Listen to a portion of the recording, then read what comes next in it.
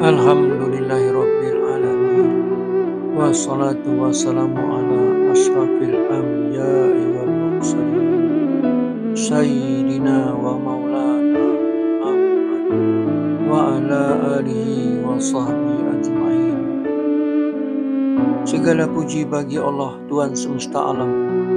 Salawat dan salam kepada junjungan kita Nabi Muhammad serta keluarga dan para sahabatnya. Di dalam kitab Duratun Nasihin karya Syekh Usman bin Hasan bin Ahmad Asy-Syakir Al-Qawwabawi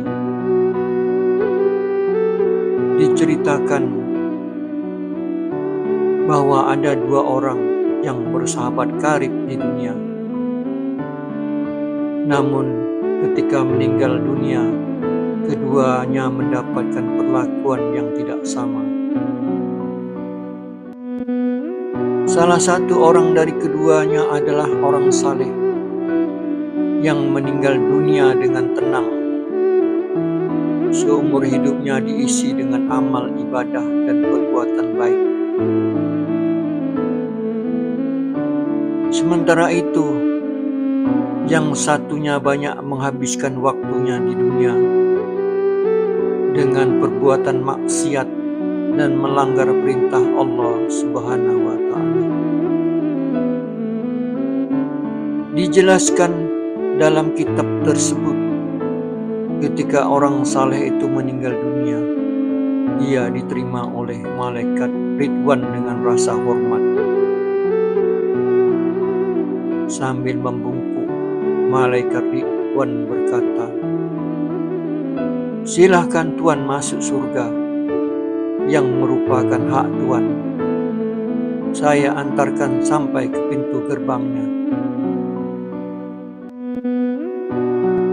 Dengan rasa penuh sukacita, orang saleh itu melangkah menuju surga. Namun, tiba-tiba ia tersentak kaget, lalu menghentikan langkahnya. Ia mendengar panggilan suara yang sudah sangat dikenalnya sewaktu di dunia. "Sahabatku, tolonglah aku. Atas nama persahabatan kita yang akrab, selamatkanlah aku dari neraka." Begitu suara itu yang terus-menerus memanggil orang saleh tersebut. Orang saleh tersebut memperhatikan sekeliling dan mencari-cari asal suara itu.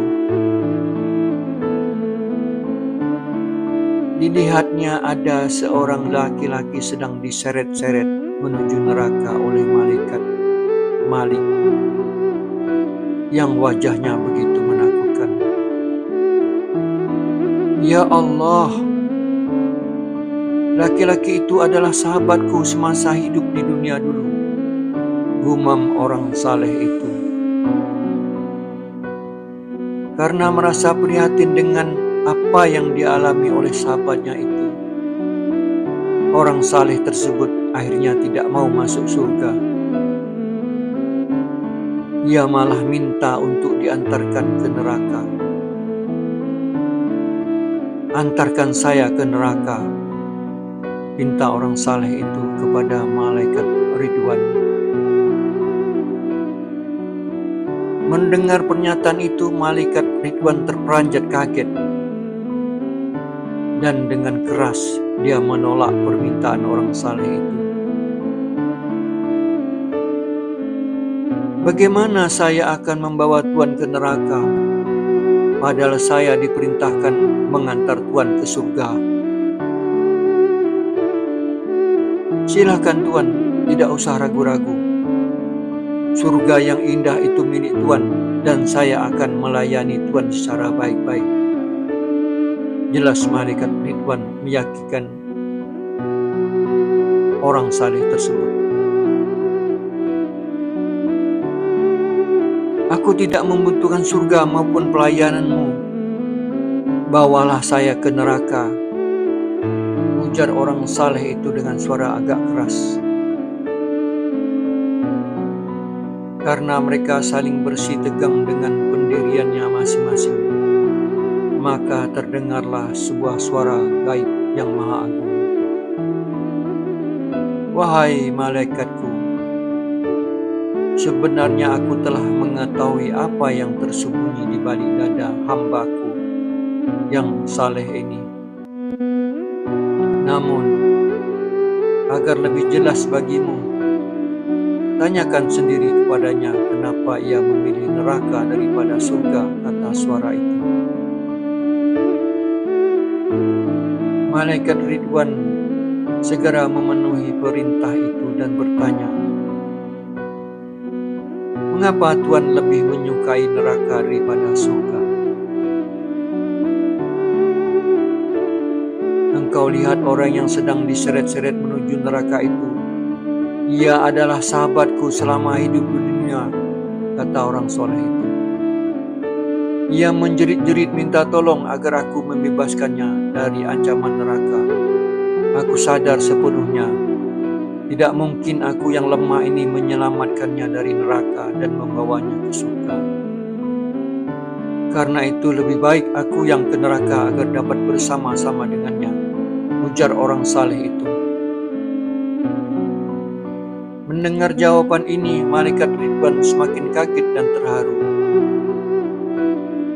Kemudian terdengarlah suara gaib kembali.